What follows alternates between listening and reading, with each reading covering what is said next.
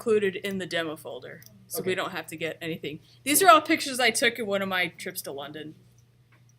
So they're all from the same like point and shoot camera. Okay, so this is what we're gonna make. So I'm gonna go to InDesign, create a new file. If you click the print tab and go to tabloid, we'll get an 11 by 17, which is what we want. Make sure that your units are in inches, because we are securely behind the times. And I'm going to uncheck the facing pages box. Only use facing pages when you have facing pages, which is like books or booklets and nothing else.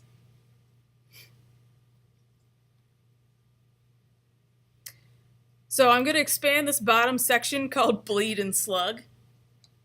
So a bleed is sort of extra space that we design past the edge of our page to make sure that when these are cut, you know, if you print thousands of these, they'll be cut in batches of like 50 or 100 on this big scary thing called a guillotine cutter, where you kind of press them down together, you turn a wheel and it does the trimming. It's not going to be perfect. So if any of you have printed out something off the laser printer and tried to cut it, especially on one of those choppy paper cutters, and it like bends the paper, you get that little sliver of white. So bleed is sort of extra to account for that.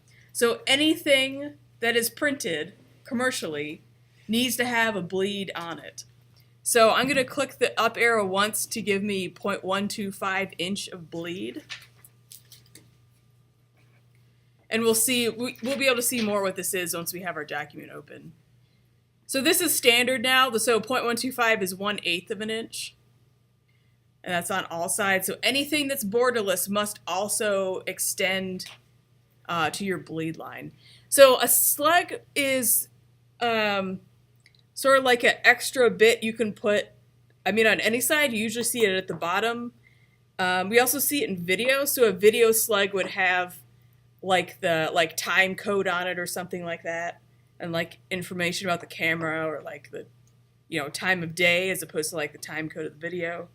So I've used Slug sometimes to put like my identifying information on like logos I pitched to someone or something like that. So it's more of an informational space, whereas the bleed is a technical printing thing. So we're not going to use a slug there, but I know it's a weird word, so I always explain it. Okay, so we got 11 by 17 in inches, not facing pages, and 0.125 in all of our bleed things. So we'll click create, and now when we open this page, you should see that we've got this purpley pink thing as margin, right? So that's just sort of like a, we could change that if we wanted to.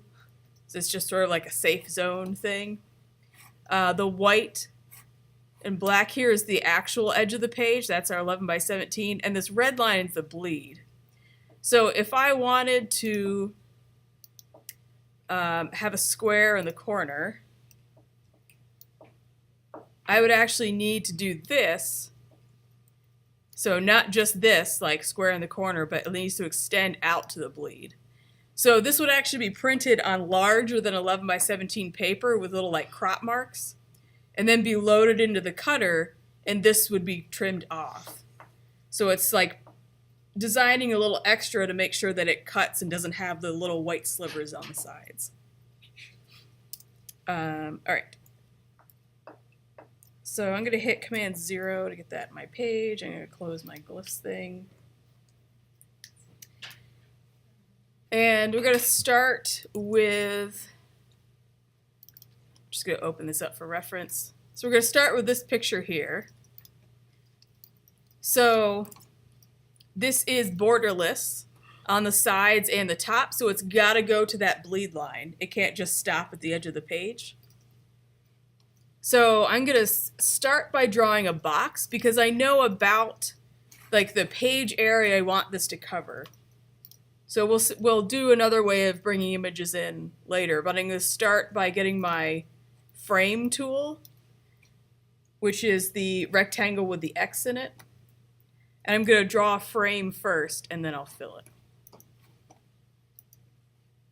So I got my rectangle frame tool, It's about like ish, top 35%.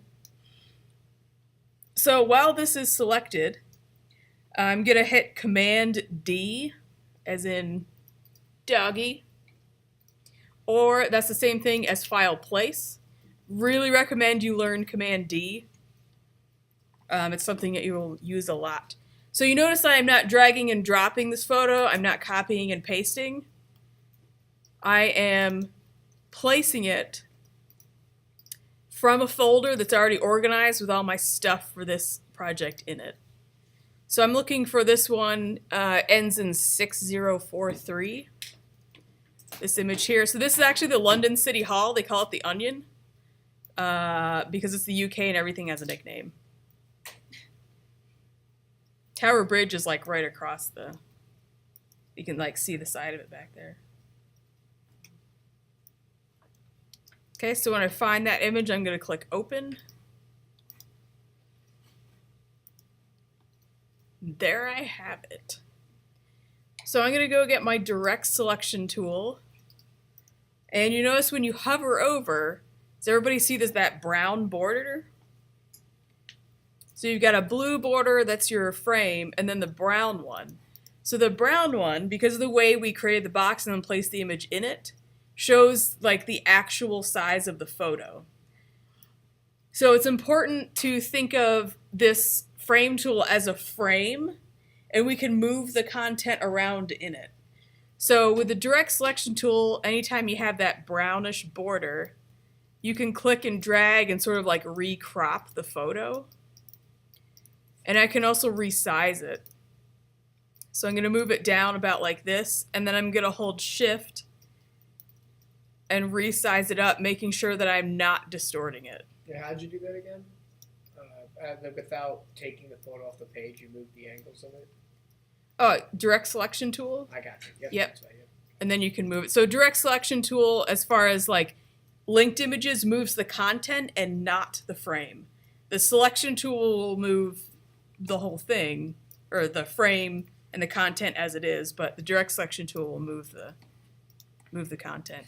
And then I'm going to hold Shift and use this corner handle to resize it. So it doesn't have to be exact, but something like this. Lovely thing. So I'm going to switch back to my selection tool. I'm going to click off of that so the borders go away. So now if I click on it, I've got the brown, or just the blue border, no brown one because I'm in the selection tool, and I can move the whole thing around. So the frame and its contents are set unless I get the direct selection tool or I click this target. So one of the habits you have to break is not accidentally clicking this when you want to move the whole box. So when I learned InDesign, which I had to do like on the job because it wasn't the program that I initially learned, I kept hitting these and it was driving me nuts. This sort of move the content versus move the frame. So a quick way into that, if you're in your selection tool, or black arrow, whichever one you want to call it, if you just click this once, then you're in that sort of select or content moving and resizing mode. Okay. So we need to put this in. This is a logo, so it's one of those EPS files. So make sure that you are clicked off. So don't have anything selected, just click over here on the side. And this time I know a little bit more precisely the room I want that logo to take up. So I'm going to get my rectangle frame tool and draw another box. So again, this is kind of what we're aiming for.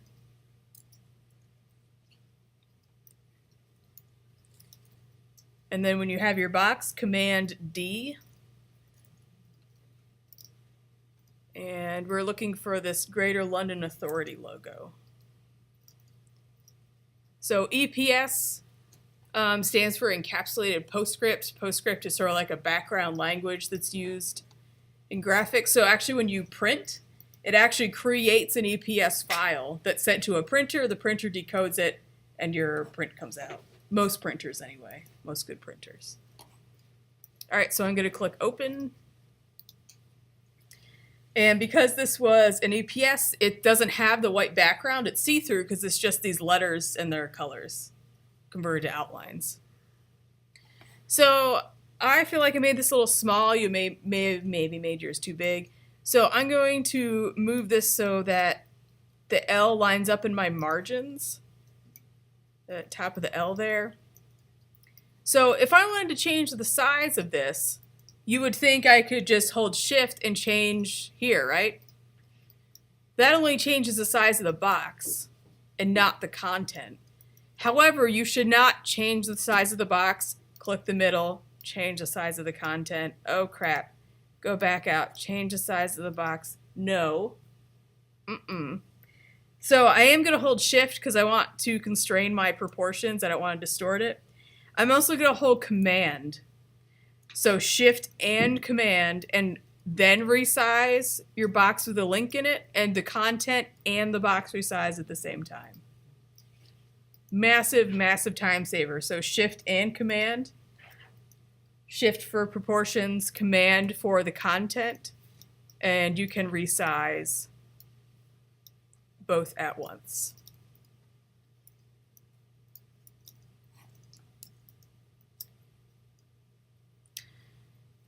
So next I have some type here, and I'm just going to do like 3 words. We're not going to do, or maybe 4. We're not going to do all of those for the sake of time. So this one everybody knows. I'm going to get a type box, or sorry, the type tool, and I'm only going to type world class in all caps. And I'm going to press Command A to select all, and I'm going to change the type color to paper.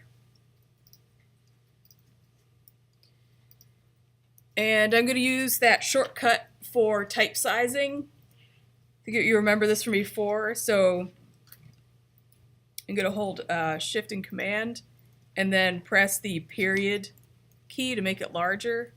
Comma key is smaller, but period key is larger. Up to about like 40 points.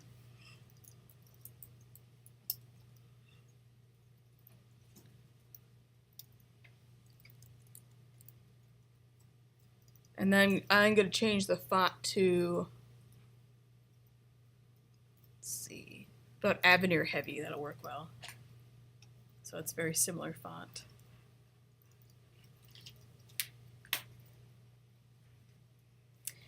And because I am good at typography, I noticed that the L and the A are too close. So I'm going to go in there with my cursor. I'm going to kern that out. So I'm just going to hold the Option key down, and I'm going to tap my right arrow just to move those away from each other a little bit. And like if I wanted to move the C and the L closer, just as a reminder, I can bump my cursor over there, hold the Option key down, and press the left arrow, and it will tighten it.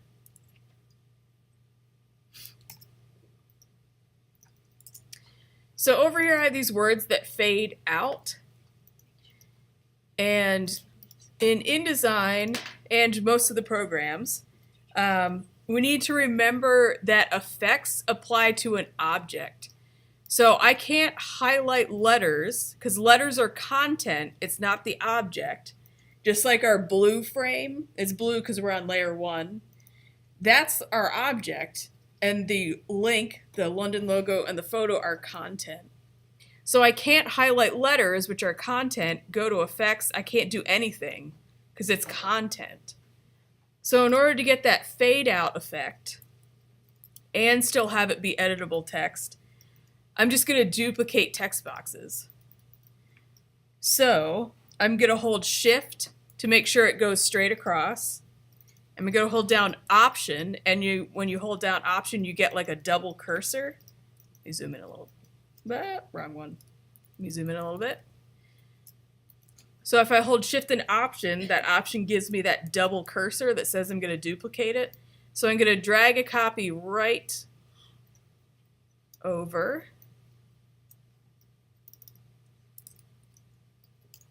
And I'm going to change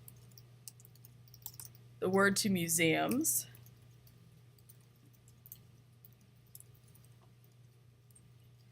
So I typed it in lowercase, and I'm like, oh man, I have to retype that in all caps. Not true. I can again press Command A to select all, and click this button here, 2 capital T's, and that will make it all caps. So this I typed with my caps lock on. There's no way to undo that because you typed capital letters. But this is an attribute for changing the case of everything. So if I had one of these letters as a capital M, you know, I could turn this on, they all go capital, I tear it off, and the one I typed is capital is still capital. So it's just sort of a nice shortcut there. All right, so I'm going to go back to my selection tool. And again, so with the museums box highlighted, I'm going to hold Shift. And I'm going to hold Option, and this time I'm going to go down. And let's do history. And then I'm going to repeat that. So Shift and Option. I'm going to drag a copy down. And put in shopping. So I'm going to use a shortcut so I don't have to go over and click on my selection tool. I'm just going to hit the escape key and I'll be back in my selection tool and I can go again, Shift Option. I'm going to drag a copy down and release. And let's just say music. So now these are all separate objects. Typically, yes, you want to use as few text boxes as possible, but we want that like fading out effect. So by using separate boxes, they can all stay aligned, but I can get that effect. So I'm going to zoom out just a little bit, and I'm going to hit Escape to get back to my selection tool. So now with the whole box selected, I have my effects. So I'm going to select the box that says History with my selection arrow. And I'm going to set the opacity to 80%. I'm going to select the shopping box, set the opacity to 50%, and music to, I don't know, 30. Where do you get the effects? Windows effects, is that right? Yep, so if you don't have the palette over here, check your window menu. So window and then effects, it should pop right out. And remember, if you want to keep it, so if it pops out like this and you want to keep it, grab it by the tab and just kind of put it wherever you want. And then it will permanently stay there. I forget which ones are the default, so if you didn't have that, sorry about that.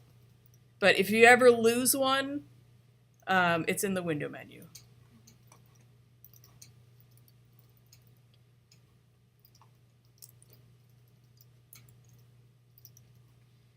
So these little things bother me, as I said before, like always seeing these frame edges. So I'm going to press Control Command H, which is also in the View menu under Extras, Hide Frame Edges. Control Command H will hide those. If you're okay with them, fine, leave them on.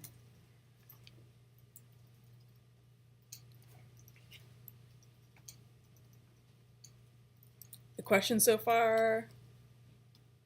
I don't hear any crying, so all right.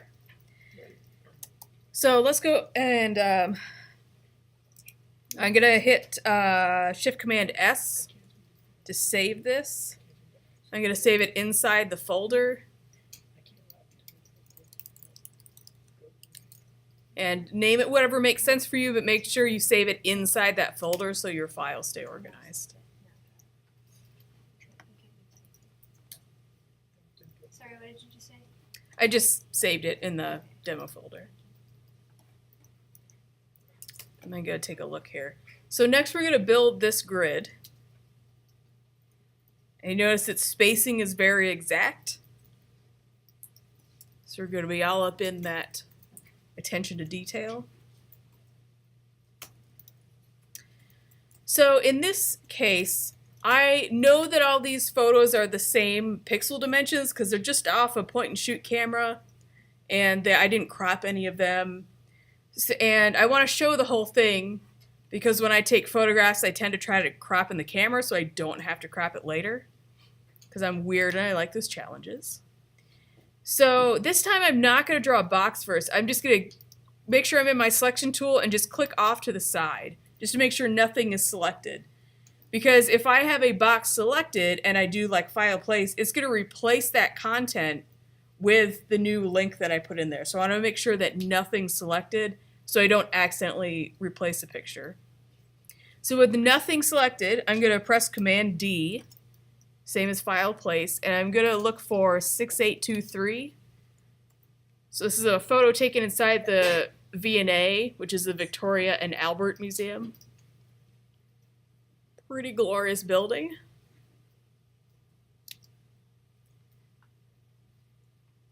So I'm going to choose open. And you can see it's like loaded on your cursor. Just kind of like waiting. So I'm going to start about here because that top row of photos actually overlaps the one of City Hall.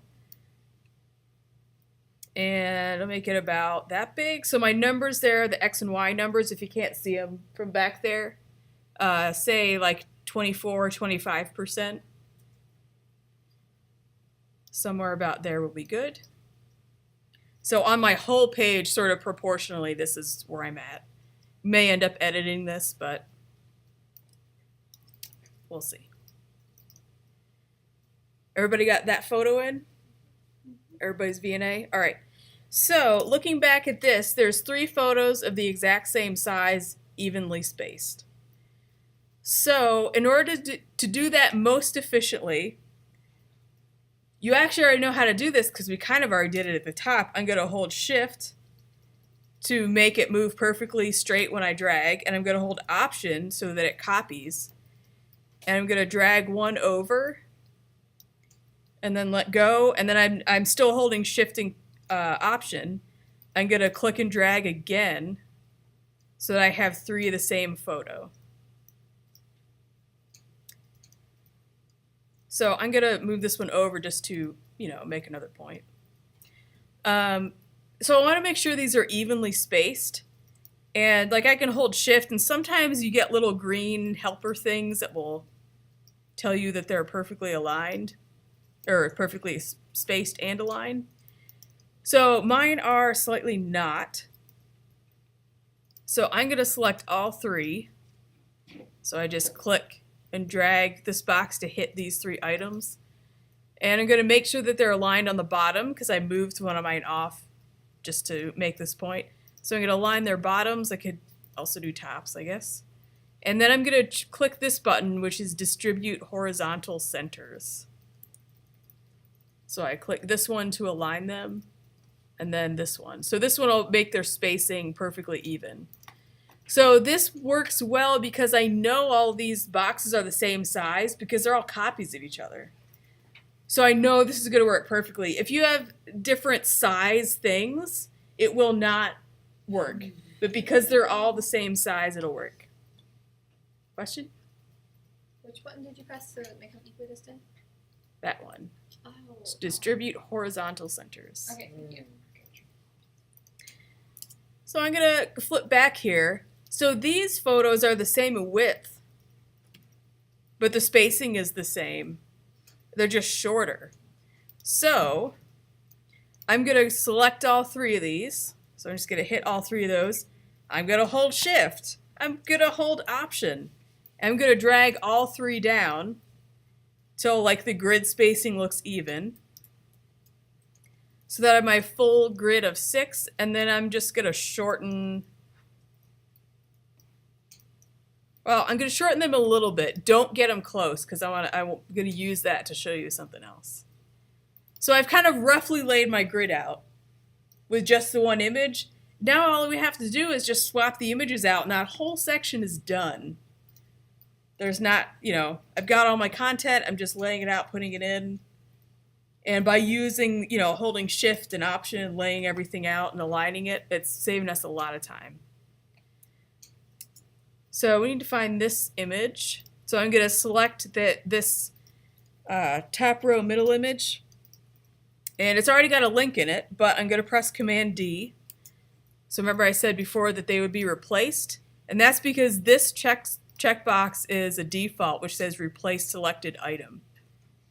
So you could unclick that, but I would leave it because it saves you a lot of time.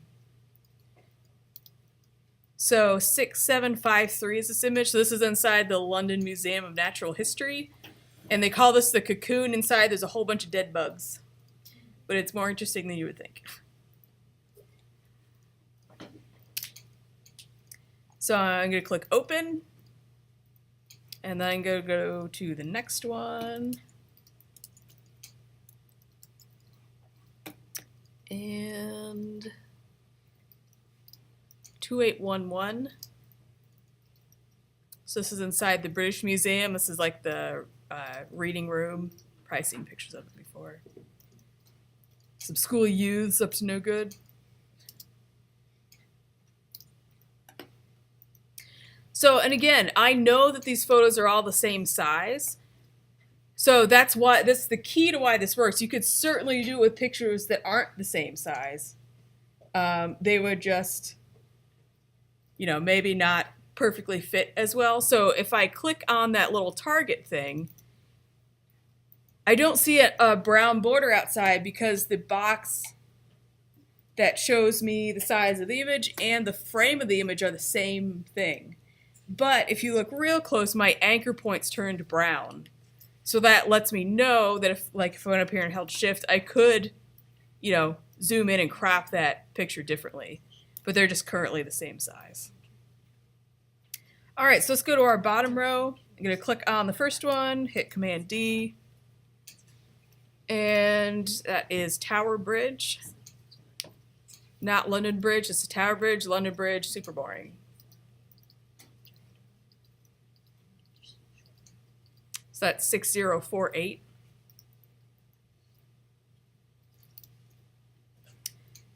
All right. So this one has sort of picked up the behavior of fitting the width from the row that we copied before. So it inherits that attribute. But now my frame is like this big, but my content is only that big. So as like a good practice, you want to make sure you don't have these gaps. Because if I wanted to align these two things, it's going to say, well, they're already aligned. What do you want me to do? So I can click align top and I can click align bottom all day, and they're aligned because the boxes are the same. So I can right click, or if you don't have right click set up in your mouse, control click. And in the contextual menu, I'm going to go to fitting. So I talked about fit frame to content before. We'll come back to that one. We'll use it on type. So now I'm going to choose fit. I'm going to choose fit frame to content. That's that option Command C. So I did that on text boxes, I think, on the previous demo. So you can see we have other options here, but we just want to snap the frame to fit the content. So I'm going to say fit frame to content. And now it's sort of perfectly sized. So I can select the other two. So I'm not selecting the bridge. I'm going to click on the middle one.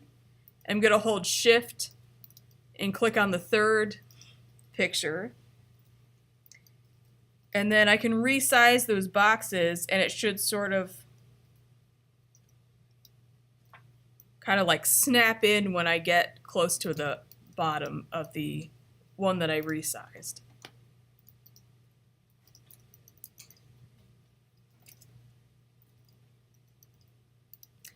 All right, so I'm going to click on the third one because the second one's a little bit different. So I'm going to click on this one, hit Command D, and I'm going to get 6796. Covent Garden, great place to go for semi-cheap food. Should such a thing exist in London. There's also random like shopping stalls in there. And the Apple Store is like right on the side, free Wi-Fi. Okay. So we got that picture in. And this middle one, so I'm going to click on the middle one, hit Command D, and this is actually the horse guards. So you notice it's a vertical picture that we're going to put in that landscape box.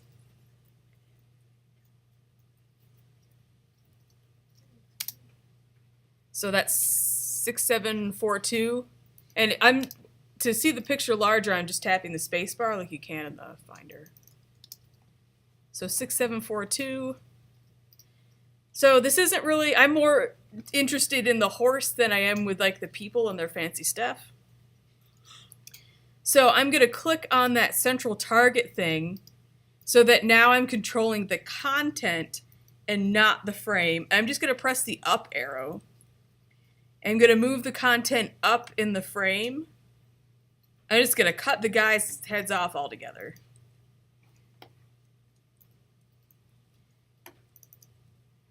Pony. So I kind of want to focus a little more on the horse. So I'm going to hold shift. I'm going to pull out on this corner. And you can kind of see the entire image there as you resize. So I'm going to crop it like that. So I get sort of the like trumpet thing, and I get some of like the rich fabrics. But I crop out like those big spurs. Focus more on pony. Everything's good. And then I'll click off of that.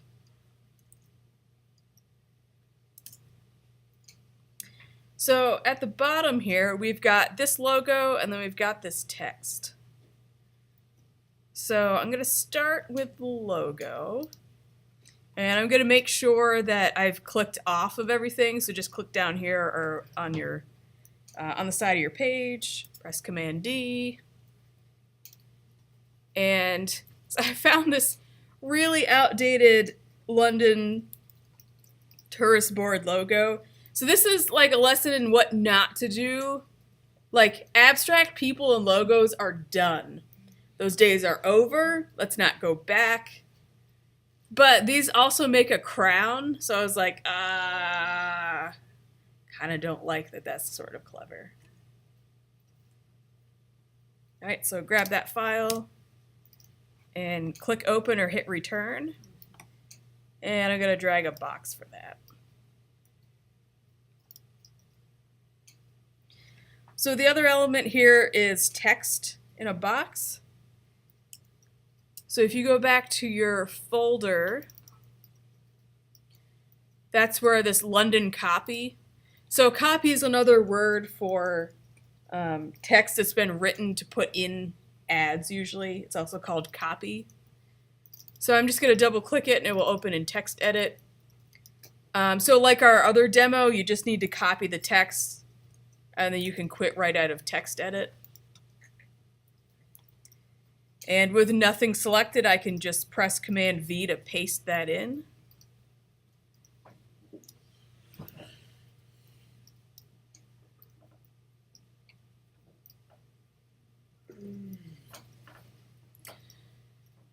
So I've kind of set up this grid and I'm going to keep following it because there's no reason to give up on my grid now. Except I'm going to kind of use like 2 columns wide for this text. And then I'm going to make this logo about the same width as this one. So to be sure of that, I'm going to grab a guide. So I'm going to go to my ruler over here and drag a guide out. And then I can hold Shift and Command to make this logo bigger. And I can double check. I guess they aren't quite aligned there.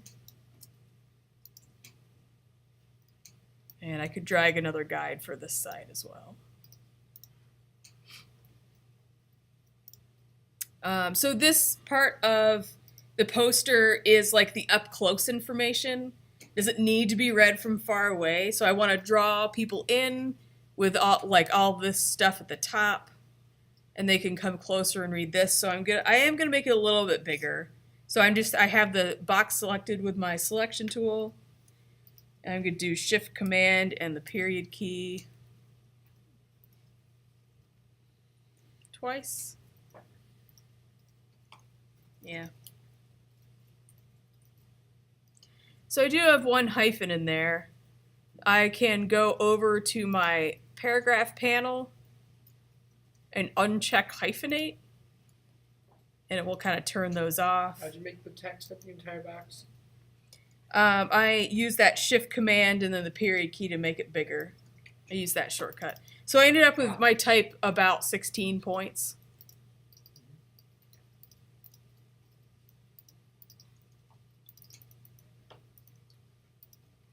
Yeah, it's probably the best. So there's kind of like a weird shape to the rag here, but that's not our immediate focus today. I am, though, and this is not on the PDF version, I am going to change that to Avenir. I'm just going to stick with the book weight because I don't want it to be too bold. So Avenir is a very friendly and round font. This is nice, cozy, round counters in it. So that means I need to drop the type size kind of in order to fit in that area. Made my box a little short there based on that logo. So I feel like 14 is too small, 15 is too big. You can certainly type in 14.5 as a type size. And that actually looks really good for me. Again, your layout may be slightly different and maybe that's not an issue. So I'm going to select those guides and delete them. Press Command 0. So I got a little extra space there. So I'm going to select my whole photo grid and slide it down a little bit. And yes, it is intentionally not centered. And I know I had some extra on that top photo, so I'm just going to pull that down. I still like to have that overlap because it gives me a little bit of a sense of space. So if you pulled this down and it went white, like you went past the edge of the photo, then remember you can just change your direct selection tool. The shortcut of that is A. So I could tap A, and I can select the content, and then I could make it bigger if I need to while holding the shift key. Always hold the shift key when you're resizing.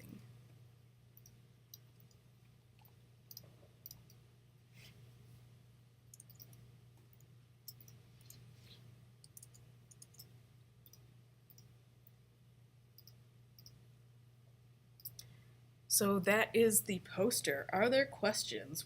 Wow, that just fit in the tie. I got confused how to resize the photos bottom layer to make them all fit each other. That's just me. This row?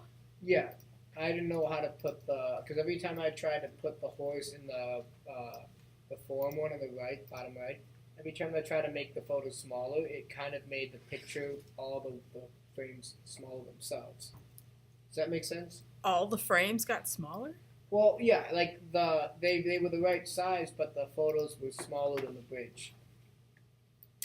Oh. Does that make sense? So, it ended up like this? Yes, that's exactly, yeah. Okay. So, if... That just means that your content isn't filling the box. Okay. So, actually, that's it. Since we have, 2 minutes. So, if you're in this situation, so you have, vertical photo, horizontal box, and you want to make sure it fills the whole thing, Yeah. you can right or control click, go to that fitting menu, and tell it to fill the frame proportionally. So it's going to overfill it because it's bigger than the frame, but I can say fill frame proportionally, and it will fill the whole frame, and then I can just use my arrow key and bump it down so it crops how I want it to. Gotcha. And maybe resize it a little bit. So I'm going to hold shift and grab one of those brown things and then get it how I want. Yeah. So there are definitely other options in there that are very, very useful. And they're also a great place to start if you accidentally move something.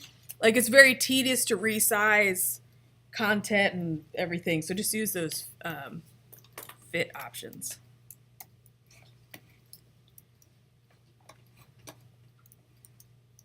Okay, so one more point, gonna zoom in here on the edge. So the only thing borderless on this poster is that top image, and that's the only thing that we are using that extends into that bleed.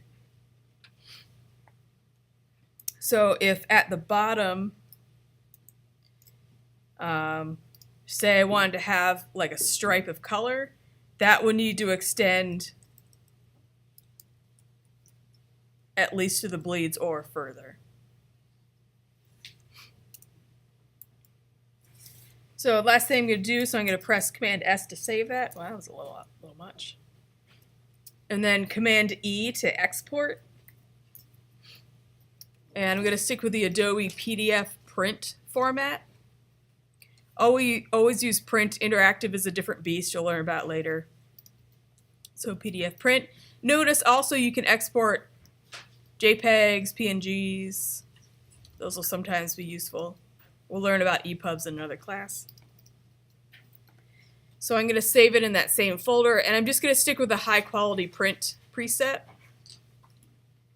And by default, this will not include bleeds. So if you're going to do something you're going to send to a commercial printer, or you lay something out for that you want to have that bleed to trim yourself, you have to make sure you include those bleed settings. I'm just going to stick with high quality print, and I'm going to choose View PDF after exporting. And then as soon as that has exported to a file, it should automatically open in Preview. Ta-da! Awesome.